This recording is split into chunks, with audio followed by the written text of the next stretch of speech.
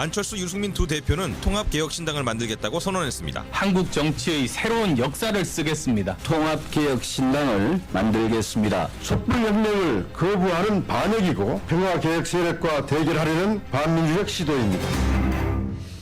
예, 바른정당 유승민 대표와 국민의당 안철수 대표 어제 공동 기자회견 갖고 신당 창당을 공식 선언했습니다. 부패한 보수와 위험한 진보, 양극단을 탈피하는 중도 정당 만들겠다 이런 선언한 건데요. 글쎄요, 통합은 본궤도에 올랐지만 앞에 놓인 상황이 녹록치만은 않습니다. 지방선거를 5개월 남겨둔 상황에서 얼마나 이 통합당이 단단히 내부 정비를 할 것인가, 이게 가장 큰 과제죠. 바른정당 유승민 대표의 답 직접 듣겠습니다. 유승민 대표 안녕하세요. 예, 안녕하세요. 유승민입니다. 드디어 선언까지 왔네요. 예. 참 우여곡절도 많았고 지난주까지는 우리 유승민 대표님 신중한 입장이셨던 걸로 제가 아는데. 예, 저는 뭐 계속 신중한 입장이었습니다. 그렇죠. 예. 근데 통합을 이렇게 결정적으로 결심하신 계기는 뭘까요? 아직 뭐 풀어야 할 숙제들이 있습니다만은 예, 저희들이 이런 정당을 만들겠다는 그 신념, 의지 이런 것을 일단 국민들한테 약속을 드린 거고요. 뭐 저희들 의지를 밝힌 거로 봐주시면 좋겠습니다. 통합의 의지 분명합니다. 흔들리지 않습니다. 이런 의미. 예. 근데 두 당의 정체성 차이가 사실은 국민의당 반대파 분들의 결정적인 이유 아닙니까? 정체성 차이. 그 부분은 해결된 건가요? 그 부분은 국민의당 내부에서 아직 정리돼야 될 문제입니다. 그렇죠. 통합에 대해서 찬성하고 반대하는 분들이 분명히 정체성 차이도 있고 또 현실적인 정치적인 그런 뭐 고려도 하시는 것 같습니다. 저는 국민의당 내부 사정이 여전히 있지만 국민의당 안에서 통합에 찬성하는 분들과 또 저희 바른정당은 개혁 보수 또 합리적 중도가 합친 이 중도 보수 영역의 정당을 만들어서 지금 문재인 정부가 뭐 너무 위험하고 불안하게 가고 있다고 보고요. 자유한국당은 도저히 희망이 없다고 생각하는 그런 국민들 많이 계십니다. 그런 국민들께서는 문재인 정부와 민주당은 제대로 견제하고 또 협력할 건 협력하라. 자유한국당은 좀 갈아치우라.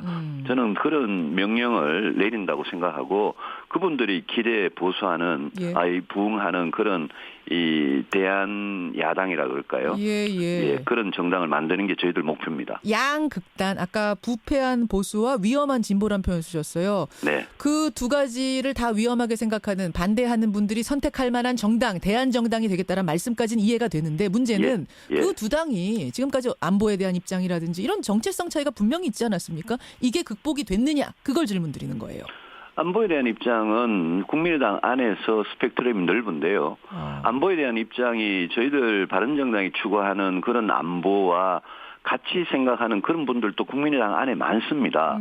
어제 제가 안철수 대표와 이렇게 공동선언한 데는 분명히 국가안보는 튼튼하게 한치도 빈틈없이 지키겠다 이렇게 말씀드렸고 한미동맹 굳건하게 하고 전쟁을 억제하고 북핵 문제 해결하는 것을 우리 대북 정책이나 외교 정책의 목표로 두겠다 이렇게 분명히 선언했기 때문에 여기에 찬성하시는 국민의당 의원님들 국민의당이 안보 문제에서는 스펙트럼이 굉장히 넓었어요. 그래서 여기에 찬성하시는 분들은 저는 같이 갈 수 있다고 생각을 합니다. 그럼 찬성하지 않으시는 분들, 예를 들면 박지원 의원이라든지 천정배, 정동영 이런 분들은 같이 못 가더라도 할 수 없다라는 그 부분은 포기하신 거예요? 그분들이 이 외교 안보나 어떤 정체성 관련해서 굳이 통합에 반대하시겠다면 그거는 그분들이 결단하실 거라고 봅니다. 그러면 말입니다. 유 대표님. 지금 국민의당 반대파 의원이 한 15명 뭐 이 정도 보더라고요. 15명에서 많게는 20명 정도 된다. 그러면 수가 지금 국민의당의 수 39명 중에 상당수가 빠져나가는 셈이 됩니다. 가장 적게 잡았을 때 바른정당 9석, 국민의당 20석 조금 넘는 숫자. 그러면 과연 이게 시너지가 나는 건가 두 당을 합쳐서 어떻게 보세요? 저는 뭐 충분히 시너지가 난다고 봅니다. 양당이 그렇게 합쳐지면 분명히 20대 국회에서 확실한 캐스팅 보트 역할을 할 수 있을 겁니다. 저는 그런 캐스팅 보트 역할을 할 수 있는 의석수면 충분하다고 보고 의석수보다 저는 더 중요한 것은 국민의 지지라고 생각합니다. 예. 이 신당이 성공해서 예. 국민들께서 저 정당은 믿음이 간다. 아하. 그렇게 지지를 하시게 되면 예. 저는 민주당 이렇게 민주당으로 이탈을 하거나 또 자유한국당으로 이탈했던 그런 분들도 유턴할 수 있다고 생각합니다. 오히려 돌아올 수 있다. 자유한국당 분들도 지금 오고 싶어 하는 분들도 계세요? 통합한다면 올 생각 있다는 분들? 자유한국당에 지금 바른정당에서 빠져나가셨죠. 예. 그렇지만 저는 자유한국당이 당장은 그런 돌아온 그런 의사가 미미할 거라고 보고 지금 겉으로는 퇴행한 척하고 우리 통합신당에 대해서 여러 막말을 하시는데요. 저는 지방선거가 만약 끝나고 나면 예. 저는 자유한국당 결국은 붕괴되고 소멸될 정당이라고 보기 때문에 거기는 리더십도 없고 국민의 지지도 없습니다. 아니 왜요? 홍준표 대표 계시잖아요. 리더. 그분의 리더십에 대해서는 제가 길게 이야기는 하지 않겠습니다만은 그걸 이 건전한 보수의 리더십이다 이렇게 생각하는 국민들이 몇 분이나 계실까요? 몇 분이나 계실까요? 그분 리더로 안 보세요, 유승민 대표님? 형식적으로는 당 대표시죠. 예. 그런데 그분의 리더십이 이 정말 국민들한테 희망이나 비전을 주느냐, 보수에 대해서 보수의 과거에 대해서 정말 이 반성하고 책임을 지느냐, 그렇게 보진 않습니다. 그렇게 보지 않으세요. 결국은 지방선거 후에 자유한국당은 소멸할 것이다. 그럼 그 의원들 흡수해낼 그릇이 필요하다. 그것이 우리 통합당이 될 것이다. 이 말씀이신 거예요. 그런 현상이 분명히 일어날 거라고 봅니다. 분명히 일어날 것이다. 그럼 바른정당의 추가 탈당은 이제 지방선거 때까지 없습니까? 왜냐하면 박인숙 의원이 이틀 전에 기습 탈당했어요. 그거 유 대표님도 모르실 정도의 기습 탈당 아니었습니까? 저도 몰랐습니다. 그렇죠. 국민들과 당원들께 송구하다 말씀드렸고요. 지역구 사정 때문에 그러셨다고 이야기는 간접적으로 들었습니다만은 바른정당은 지금 다져질 만큼 다져졌습니다. 그래서 저는 추가 탈당은 없을 거라고 이제는 확신을 합니다. 아니 근데 박인숙 의원 나갈 때도 모르셨던 거기 때문에 혹시 또 모르게 움직이는 분 계시는 거 아니에요? 박인숙 의원님은 사실은 오랫동안 좀 이렇게 불안한 모습을 보이긴 했습니다. 예. 아니 원희룡 지사도 고민하신다 이런 얘기가 들려서 말이에요. 예, 제주도에 가서 원 지사의 고민을 들었습니다.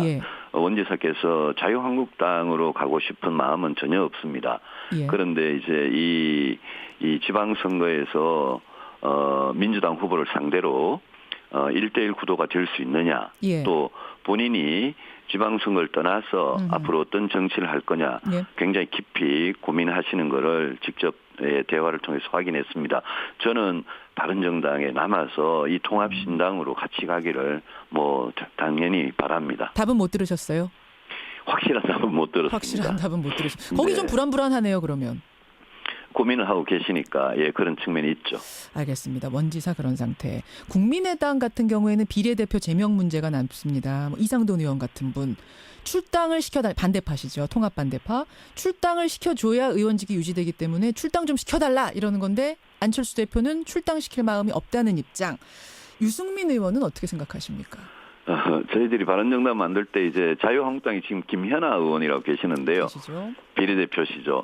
그분이 저희들하고 뜻을 같이 했는데 자유한국당이 출당을 안 시켜줘서 맞습니다. 지금 자유한국당에서 완전히 왕따를 당하고 계시는데요. 그런데 이제 이 비례대표 출당 문제는 이거는 저는 아직은 이 법적 통합이 안 됐으니까 안 대표님이나 국민의당이 알아서 하실 문제라고 생각합니다.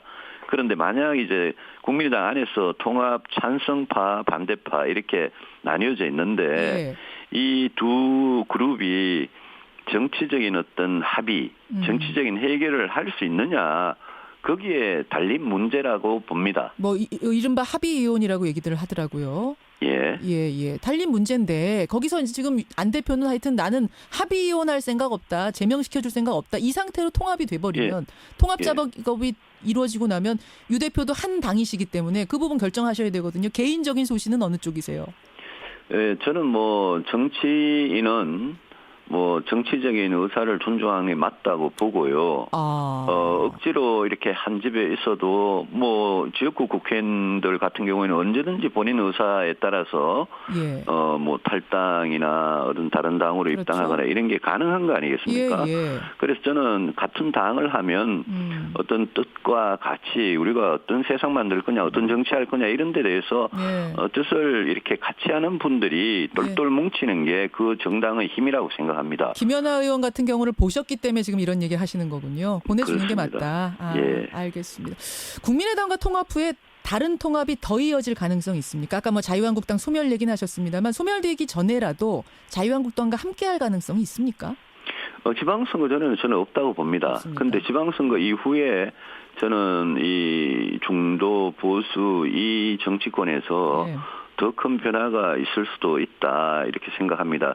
그거는 저희들이 하겠다는 통합개혁신당의 성공과도 직접 관련이 되어 있습니다. 저희들이 성공하지 못하고 예, 예. 미미하게 예. 그렇게 존재하면 그런 변화가 있을 수가 없고요. 그렇죠. 저희들이 잘하면 예. 저는 그런 변화의 에너지가 저희들 스스로 만들어낼 수 있다고 생각합니다. 오지 말라고 해도 그때는 올 거다 이 말씀이세요? 그렇게 생각합니다. 그럼 지금 바른정당 탈당하고 다시 자유한국당으로 갔던 분들 온다고 하면 받아주실 거예요?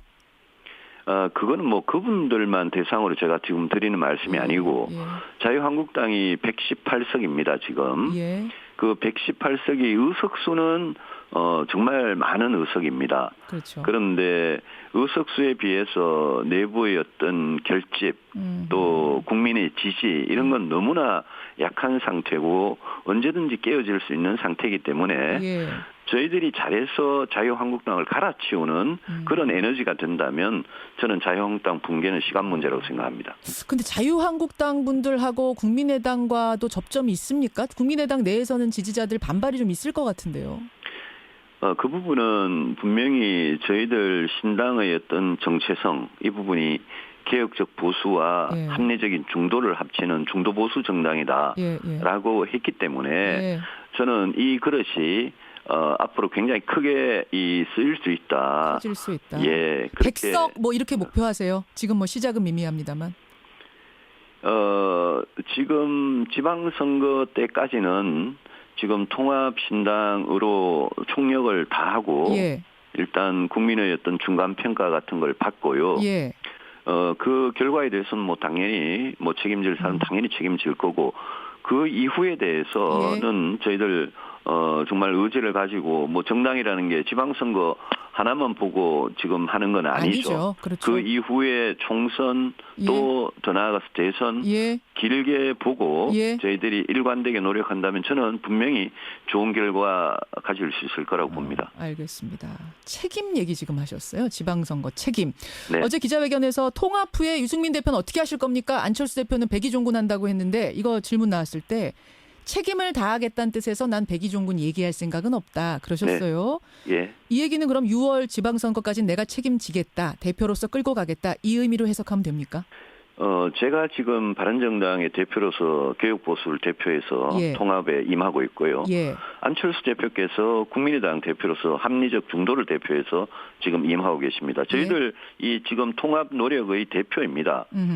이 길이 지금 저희들 가는 길이 뭐 무슨 대단한 꽃길이 아니라 가시밭길이고 저희들이 신념을 갖고 이 길을 가다가 중간에 뭐 바위를 만나고 장애물을 만나면 그거 치우고 가야 성공하는 그런 거기 때문에 지금은 무슨 대표라는 권력, 그 권력이 중요한 게 아니라 그거를 성공시키는 책임이 훨씬 더 중요하다고 생각하고 저는 그 책임을 피할 생각이 없습니다. 그렇게 받아들이면 되는군요. 그게 지금 꽃길이 아닌데 뭐 권력 우는 대표가 누가 되느냐 이게 중요한 게 아니다. 그렇습니다. 대표직 그냥 가지고 책임지고 지방선거까지 가겠다는 말로 백의종군 생각 없다. 뭐 제가 대표가 되고 안 되고는 그거는 제가 무슨 뭐 욕심을 부리고 제가 결정을 하고 이럴 문제가 아니고 알겠습니다. 다른 분들이 결정하지만 제가 그 책임을 피하고 뭐 통합만 되면 사라지고 그런 정치를 하는 거는 저는 옳지 않다고 생각합니다. 분명한 입장 가지고 계시네요. 자, 1분 정도 남았습니다만 유 대표님 이거 하나 질문 드릴게요. 이명박 전 대통령의 기자회견이 굉장히 큰 지금 논란을 일으키고 있습니다. 네. 어떻게 바라보고 계세요, 이 상황? 저는 이명박 정부 때 뭔가 정말 심각한 문제가 있었다면 그걸 밝히고 바로잡는 거 이거는 법원과 검찰과 법원의 역할이라고 생각하지 예. 이게 행정부 수반인 대통령 역할이 아니라고 생각합니다. 예. 문재인 대통령께서 그런 식으로 감정을 앞세우면 그게 검찰에게 수사의 가이드라인을 주는 거 아니겠습니까? 분노 발언 이거 말씀하시는 거예요? 그렇습니다. 이거는 권력기관의 독립, 개혁과 직결된 문제고 예. 대통령께서 그런 식으로 뭐 분노했다 이렇게 감정을 앞세우면 국민들 대부분이 이거는 현직 대통령이 전직 대통령을 수사하라고 지시한 가이드라인으로 생각합니다. 가이드라인으로 느껴질 것이다. 예, 그래서 저는 이명박 정부 때 문제가 있었으면 밝히자 좋다. 예. 다 밝히자. 예. 다만 독립되고 공정한 검찰과 법원이 밝혀라. 이렇게 두면 되는 거지. 그거를 문 대통령께서 하루 만에 뭐 경로했다, 모욕이다, 사법질서 부정이다. 그건 아니라고 보세요. 저는 그렇게 말씀하시는 거는 오히려 지금 권력을 잡고 있는 사람이 누굽니까? 싸움을 먼저 건 건 이명박 전 대통령이긴 하지 않습니까? 노무현 대통령 한풀이 이러면서. 전직 대통령이 싸움을 걸어도 현직 대통령이 그런 식으로 감정을 앞세우면 저는 지금은 권력을 잡고 있는 분이 문재인 대통령 아닙니까? 예. 그러니까 그 권력을 행사하는 한마디가 그게 중요하다고 보는 거죠. 참으셔라 이 말씀이시군요. 인내하셔야 된다. 가만히 계시면 검찰과 법원이 수사하도록 그냥 두면 되는 겁니다. 예, 여기까지 입장 확인하겠습니다. 유승민 대표 고맙습니다. 감사합니다. 예, 바른정당 유승민 대표였습니다.